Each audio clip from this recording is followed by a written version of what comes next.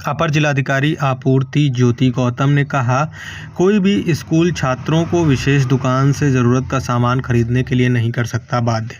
आपको बता दें कि उन्होंने तमाम नियमों को लेकर जानकारी दी। बताया गया कि उत्तर प्रदेश स्व-वित्त पोषित स्वतंत्र विद्यालय शुल्क विनियमन अधिनियम 2018 के तहत तमाम प्रावधान हैं। उन्होंने इन प्रावधानों का उल्लेख किया।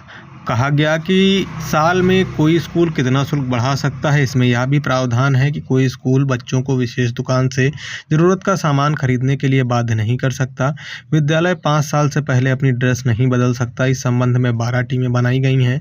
जो भी शिकायतें सामने आएंगी, समिति के द्वारा उनकी जाँच कराई जाएगी। अगर शिकायतें सही पाई गई तो कार्रवाई होगी। स्कूल की वेबसाइट पर भी सभी स्कूलों को अपनी फीस की जानकारी देनी होगी। इसको लेकर ज़्यादा जानकारी आज 10 अप्रैल को दोपहर तकरीबन 3:30 बजे सामने आई। जो एक्ट है उत्तर प्रदेश स्व-वित्त पोषित स्वतंत्र विद्यालय शुल्क अधिनियम 2018, इसमें जो प्राविधान दिए गए हैं वो शुल्क निर्धारण और ये शुल्क वो स्कूल कितना बढ़ा सकता है साल में, उसके नियम दिए गए हैं।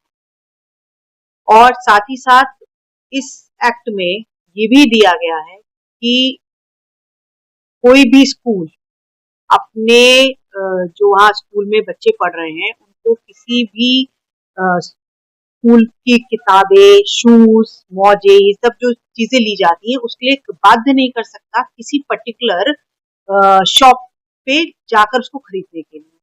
साथ ही साथ जो विद्यालय है वो 5 साल से पहले अपने ड्रेस नहीं बदल सकते हैं।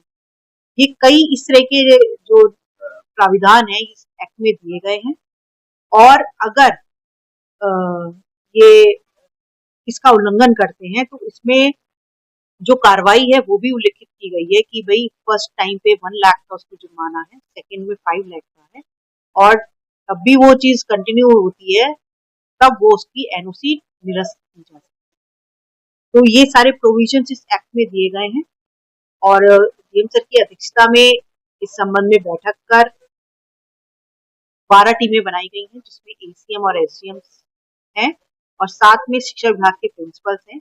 इस तरह की कंप्लेंट्स अगर अभिभावक द्वारा, पेरेंट्स एसोसिएशन द्वारा आती है, सबसे पहले वो वहाँ के प्रिंसिपल को देंगे। वहाँ पे 15 दिन में अगर कोई सुनवाई नहीं होती तो ये कंप्लेन ये समिति के समक्ष आएगी और समिति इसकी जांच कराएगी इस टीम द्वारा और ये अगर जांच में तथ्य सही पाए जाते हैं तो जो कार्रवाई हमने बताई है ये उस पर की जाएगी। ये इस एक्ट में प्राविधान दिए गए हैं जो सभी स्कूलों को फॉलो करने हैं। साथ ही साथ इसमें जो स्कूल की वेबसाइट है उस पर अपनी फीस का जो स्ट्रक्चर है उसकी डिटेल जो है वो भी उन सभी स्कूलों को डिस्प्ले में रखनी है।